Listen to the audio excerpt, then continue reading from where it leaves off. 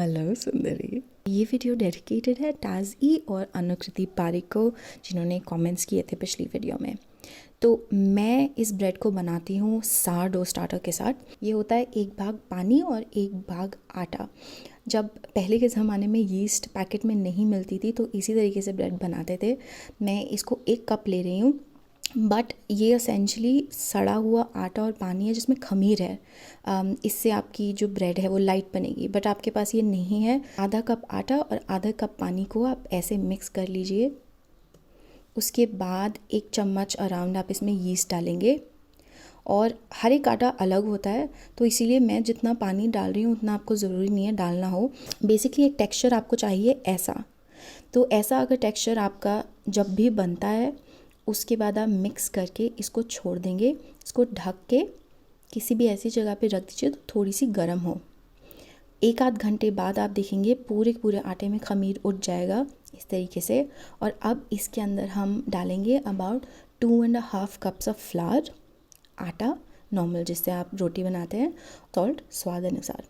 Texture पे focus करिए। मैंने यहाँ पे अराउंड 1 कप पानी से इस आटे को करा है, बट अगर आपका आटा ज़्यादा पानी मांगता है या कम पानी मांगता है उसके हिसाब से ही आपको उसको गूंदना है। ये रोटी का आटा नहीं है, आपको टेक्सचर पे कंसंट्रेट करना पड़ेगा। सारा का सारा आटा गीला होना चाहिए और बहुत ज़्यादा चिपचिपा होना चाहिए।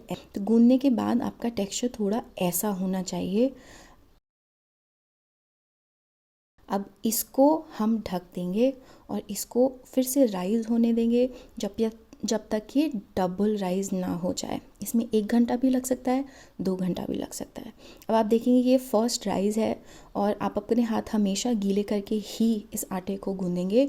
आप देखेंगे तो ये आटे में थोड़ा सा ग्रेनी टेक्सचर है, बिकॉज़ जो आपका होल व्हीट आटा जो होता है उसके अंदर ग्लूटेन कम होता है। ग्लूटेन एक ऐसी चीज़ होती है जो आपके आटे में लचक लेके आती है, और वो हमारे नॉर्मल रोटी के आटे में बहुत कम होती है। इसलिए हम इसको बार बार गूंदेंगे जिससे वो लचक आए। अगर वो लचक आपके आटे में नहीं आएगी तो आपका जो ब्रेड बनेगा वो बहुत ज़्यादा डेंस बनेगा, बिल्कुल भी अच्छा नहीं टेक्सचर होगा उसका। तो अभी आप देख रहे हैं मैं जब इसको थोड़ा सा स्ट्रेच कर रही हूँ तो ये ज़्यादा स्ट्रेच नहीं हो रहा है, इसीलिए हम एक बार इसको करने के बाद ढक देंगे। फिर से हम वेट करेंगे, डबल जब हो जाएगा फिर से इसको खोलेंगे, और अब दूसरी बार ये ऐसा हो गया है। पिछली बार से थोड़ी ज़्यादा लचक है, बट स्टिल अभी भी हमें इसको काफ़ी गूंदना है गीले हाथ से। आप देख रहे हैं इस बार ये थोड़ा सॉफ्ट हो गया है, बट अभी भी ग्रेनी टेक्सचर है। इस टेक्सचर में काफ़ी अंतर आ गया है, ये थोड़ा शाइनी है। और फिर से गीले हाथ करके जब मैं इसको ले रही हूँ तो ये बहुत आसानी से स्ट्रेच हो जा रहा है और काफ़ी सॉफ्ट भी लग रहा है।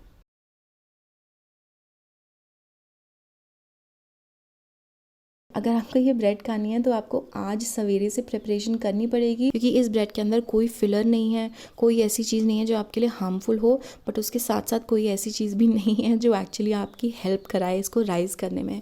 तो इसीलिए आपको बार बार इसको नीड करना पड़ेगा जिससे ग्लूटेन ज़्यादा बने। उसके अलावा आपको इसको गीला रखना पड़ेगा जिससे आपकी ब्रेड अच्छी बने। अगर आपके पास इतना टाइम नहीं है तो आप मैदे से भी कर सकते हैं, और सिर्फ 2 बार आपको नीड करने की ज़रूरत पड़ेगी। अब ये आखिरी बार है, इसके बाद ढक के आप इसको पूरी रात भर रख सकते हैं। और अगली मॉर्निंग जब आप इसको खोलेंगे तो आप एक ऐसा बर्तन लीजिए जो काफ़ी छोटा हो और सिर्फ मेटल हो, इसमें कहीं पे भी सिलिकॉन वगैरह नहीं होना चाहिए। इसमें मैं थोड़ा सा ऑलिव ऑयल लगा के इस ऑलिव ऑयल को हर जगह अंदर लगा रही हूँ, क्योंकि ये बहुत हाई हाइड्रेशन वाला डो है। इसका मतलब कि ये जो ब्रेड है बहुत ज़्यादा स्टिक करेगी, और अगर आप इसको नहीं लगाएंगे तो बाद में निकालने में आपको बहुत प्रॉब्लम होगी। तो इसको लगाने के बाद आप जो आटा है अपना, आटे को भी लेंगे और उसको भी पूरी जगह आप लगा देंगे। जैसे आप केक के लिए प्रिपेयर करते हैं, आप काफ़ी अच्छी मात्रा में जो आटा है उसको स्प्रिंकल कर लीजिए अपने बोर्ड पे। फिर उसके बाद इस गूंदे हुए आटे को आप निकालेंगे।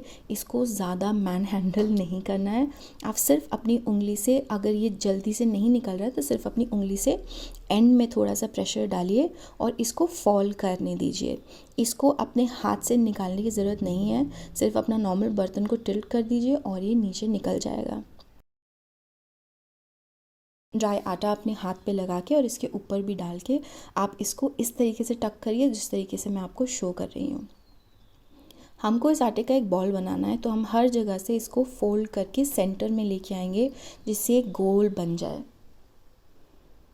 इसको उल्टा कर लेंगे और अब बहुत जल्दी जल्दी आपको अपने हाथ चलाने हैं, क्योंकि ये जो हाई हाइड्रेशन वाला आटा होता है वो बहुत ज़्यादा चिपकने की कगार पे हमेशा होता है। तो इसलिए जल्दी जल्दी करके जेंटली आप स्ट्रोक्स करके आगे पीछे, जैसे मैं दिखा रही हूँ, इसको जब आप बनाएंगे तो आपका गोल ब्रेड आसानी से बन जाएगी। हर जगह पे आटा लगा लीजिए, क्योंकि अगर आप उठा के इसको दूसरी उसमें रखेंगे तो कहीं चिपकना नहीं चाहिए। अब ये मेरा गोल बन चुका है। अब मैं इसको जल्दी से उठा के जल्दी से इस बर्तन में रखूँगी। और ये चीज़ें आपको बहुत फटाफट करनी है, अगर आप टाइम लगाएंगे तो ये लचक के कहीं और गिर जाएगा। अब इसको मैं ढक के रख देती हूँ 1-2 घंटे फिर से राइज़ करने के लिए।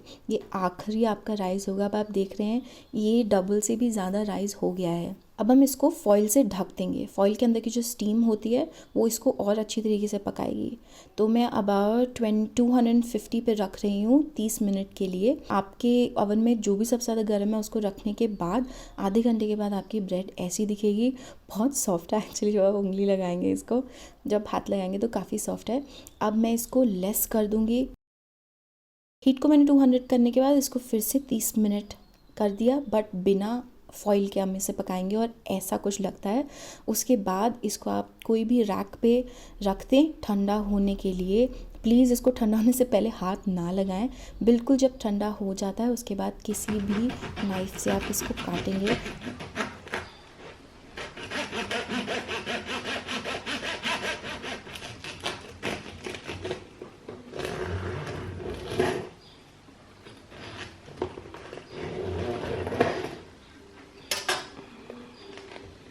आप इसके अंदर देख सकते हैं जितने भी छेद हैं, इसका मतलब ये बहुत ज़्यादा लाइट है। आपका पेट जल्दी भरेगा, but at the same time इसका टेक्सचर बहुत अच्छा होगा। मैं एक स्लाइस आपको काट के दिखाती हूँ। ये एक्चुअली इस तरीके की ब्रेड है जो आपको होटल्स में मिलती है। ये traditional sort of a bread है, बट हम इसमें यीस्ट डालते हैं because we wanted to be completely bulletproof. तो I really hope this video has been helpful. अगर आप ये ब्रेड बनाते हैं please do share it with me on Instagram or any other place, and I hope you like this video. Bye.